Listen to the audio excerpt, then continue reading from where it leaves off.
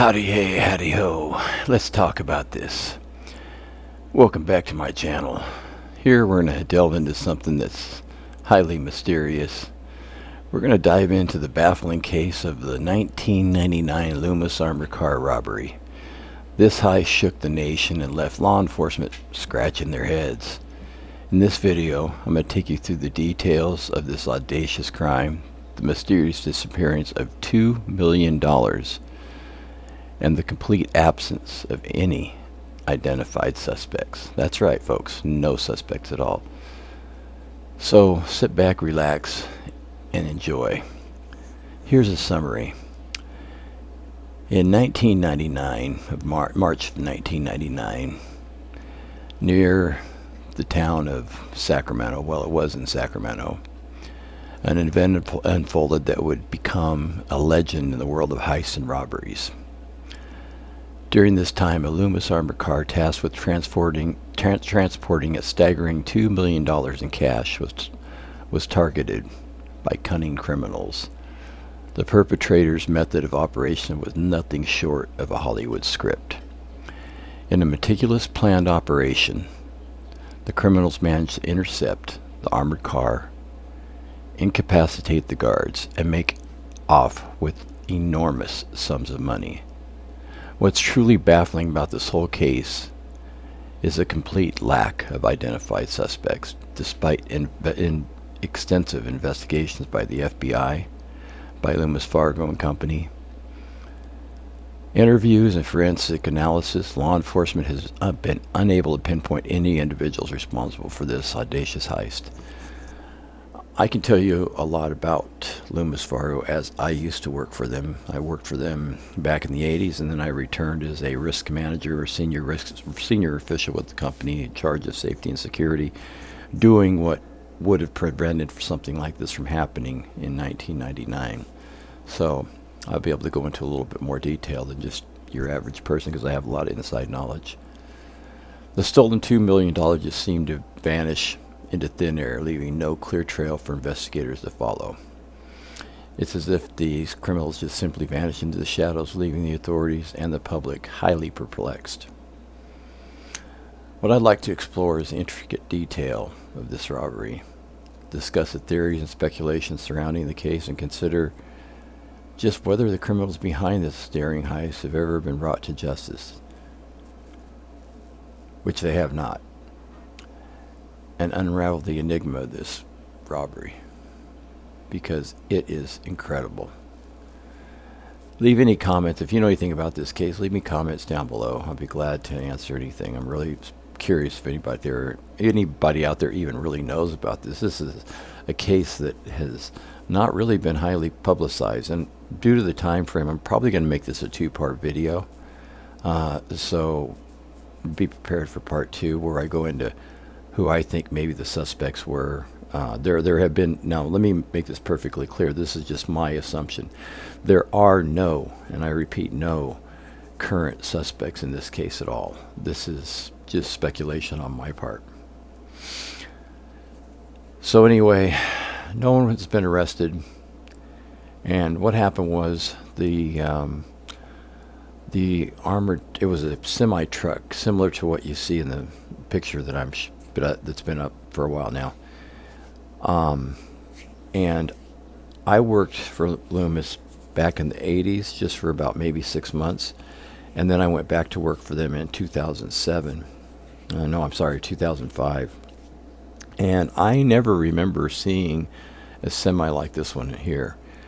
Every one I seen, you could at least see what was going on in the back. Now, I guess during the time I was away, maybe they had, and I didn't work in Sacramento. I was responsible to two branches, one in Richmond and one in Milpitas.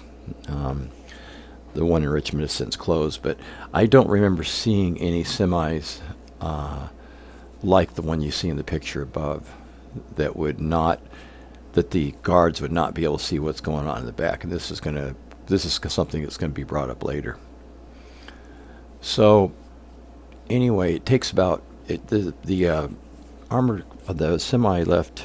I'm just going to say armored car from this point on.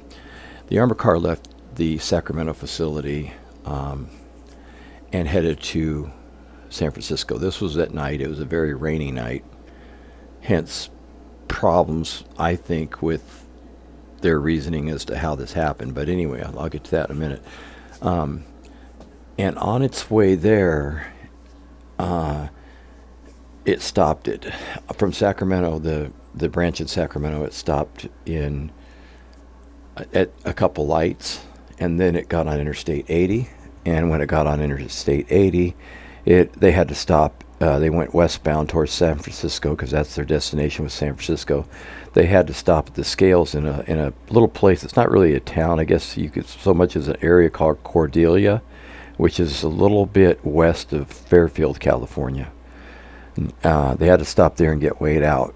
And on their way there, later on in the investigation, 2 motorists said that they seen a car following them.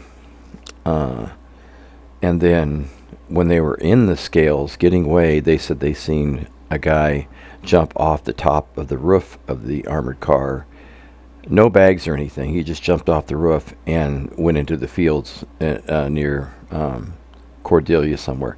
And Cordelia is a very small area. It's not very the outside the scales. There's not much lit. What's amazing about that is this happened in 1999, and I'm sure at that time there were still cameras. There must have been some CCTV footage of all this, but I have not been able to locate anything. I'm going to try to reach out to some of my contacts and see if I can get further information. Some of these guys are still, believe it or not, working there. So I'm hoping I can get a hold of them and find out some more information about this robbery. But so that's all they have really. And then well, I guess I got a little ahead of myself. So they leave the Cordelia weigh station. I don't know what the time frame was. It wasn't very long. They get weighed out, and they proceed to San Francisco. When they get to San Francisco, the driver, the passenger, gets out, and he goes and he unlocks the back, and there's nothing there. Everything's gone, all the cash. It was in, I believe, 50s, 20s, and I believe $100 bills. And $2 million weighing about 275 pounds was gone. There was a hole in the roof. At first, the second guard called the first guard, the driver, and said, "Hey," his name I believe was, I can't remember. I'll say it here in a minute. But anyway, he called him Ham, and he said, "Hey, Ham, look, it looks like a meteor hit the top of the truck because there was a hole in it, a big hole that someone could fit through, and there was a puddle of water on the ground inside this truck." And he said, "Hey," he said, and the money, everything's gone, and so we know we got a problem. Now there was an alarm on the door, so they didn't go through the door. And from what the FBI was able to investigate, and their findings were that the cut in the roof was done from the outside. So either someone had to have been at one time on the roof, cut into the roof, probably while the vehicle was moving, and then hopped down in there, and maybe an accomplice was with them as well, and either threw the money off the freeway, which I can't believe anyone didn't see, because this wasn't really late at night. It was, I think I remember reading it was around 10 o'clock or something like that, 11 o'clock maybe. So it's not like it was in the 3 a.m. And 80s are very well traveled, and this area is very well traveled, even back in 99. So I can't see that someone on top of that truck without them being seen. And of course, my first question was, is it an inside job? And I'll answer those questions probably in the second part. But I guess the FBI concluded and that they cut from the outside in. And that's really interesting, because that means someone had to have been on top of a very slick roof in the rain on Interstate 80 doing this job the whole time without being seen. You tell me. I mean, this is like reminiscent of stagecoach robberies or something. That takes a lot of guts for someone to be able to do this. And then throw money, off the freeway and have someone collect it. I'm sure there was more than one person, obviously. So that's then subsequently inside the armored car, they found a bag, uh, and in that bag was from, I believe, the Norwegian Department of Ministry, and it had a number on it, 045.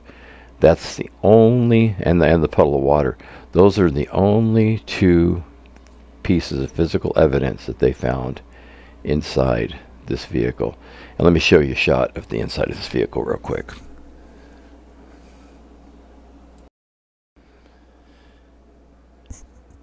Now keep in mind that the inside this truck, and I think this is because you can't see, there's a bulkhead in the front. That has to be the way this was, because the guards weren't able to see, or they say they weren't able to see what was going on in the back. This is a different kind of a trailer. This is an armored trailer, but this is armored all the way around and the top of the roof. However, the top of the roof is the weakest point. You got to think that would be extremely heavy. And back in the 90s, I don't remember seeing anything like this when I was working for them. I wasn't there in the 90s. I left in like 80s. I think it was 84. And then I returned in 2005. But I never have seen anything. The guards explained it a thin tin roof. So maybe the sides were enforced, but the top wasn't, which would make it seem like, someone must have known that. So making it somewhat of an inside job. And I'm going to get to that later for my basis. But this is what they were up against. And this is not, by the way, this isn't the actual tractor. This isn't the trailer that of the occurrence. This isn't it. That was a different. I'm sure it was different than this one. This one looks pretty new compared to most of the stuff. The stuff they had in the 90s was very old. I remember in the 80s driving. They were 10 speeds. They had a granny gear.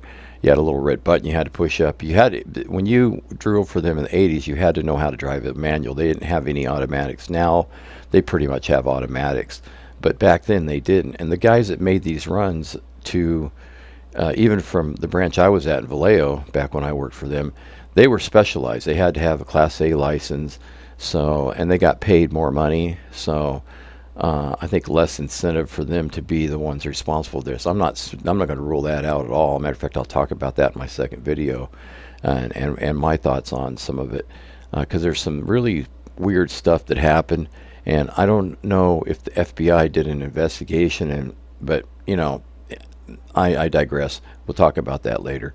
But I just wanted you to get a shot of what the inside of this trailer looks like.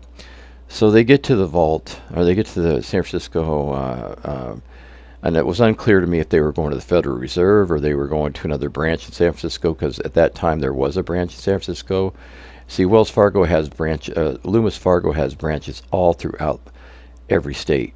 And these are like banks, but you don't see them because they're kind of tucked away, and they don't advertise them for a reason, for security reasons. But they can be they're usually in industrial areas, and you'll see all their trucks parked out there and stuff. I mean, if you drove by one, you would know. And they also have inside there what they call cash management services, CMS. So those are, and they're the ones that do the counts for the banks and load they do the preloads, and then that goes to a regular vault and they load up. I don't want to give too much away because a lot of this is security that I'm not comfortable explaining, but I will explain this part. And these, by the way, these runs that they make, which I'm thinking it had to be the Federal Reserve, because usually that's where these big trucks went at night when they had to bring money to, and that's a lot of money, 200 million. I mean 2 million. So they were probably on their way to the Federal Reserve when this happened, and that only happens once a day. At least when I worked for them, I think it was only once a day. And there was specialized drivers, usually it was a 2-man crew, sometimes a 3-man crew, and then sometimes a chase vehicle. Now, I had never seen that, and nor had I ever seen that when I came back in 2005.